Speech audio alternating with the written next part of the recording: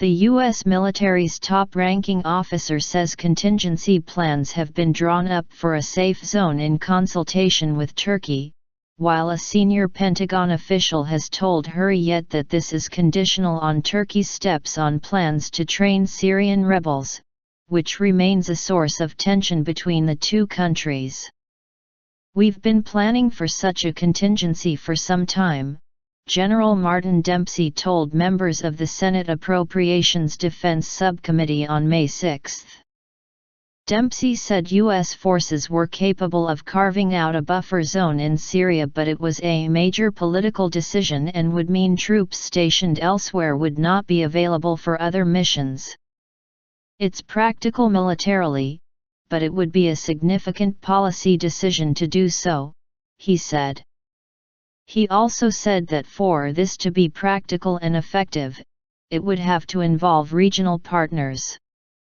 Turkey has long called for a safe area to be set up along the Syrian-Turkish border to protect civilians, but President Barack Obama's administration has yet to endorse the idea.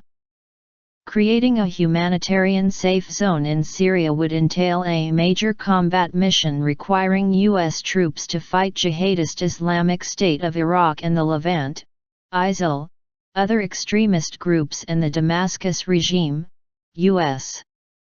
Defense Secretary Ashton Carter said at the same hearing. Carter emphasized the challenges involved in establishing a buffer zone, and warned that other regional governments might not be ready to contribute to the effort. "We would need to fight to create such a space and then fight to keep such a space. That's why it's a difficult thing to contemplate," Carter said.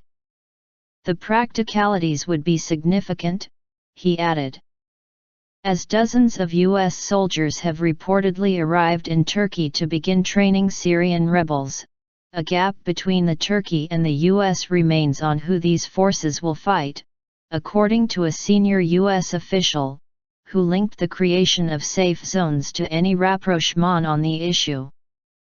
"There is no progress yet about the differences we have with the Turks on the enemy for the Train and Equip program," the official told Hürriyet. "The priority for us is ISIL.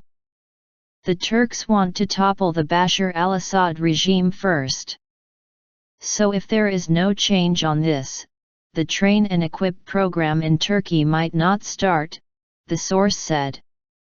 The official recalled that the Train and Equip program for Syrian armed opposition groups will start in the spring. "I can assure you that the program will start in spring.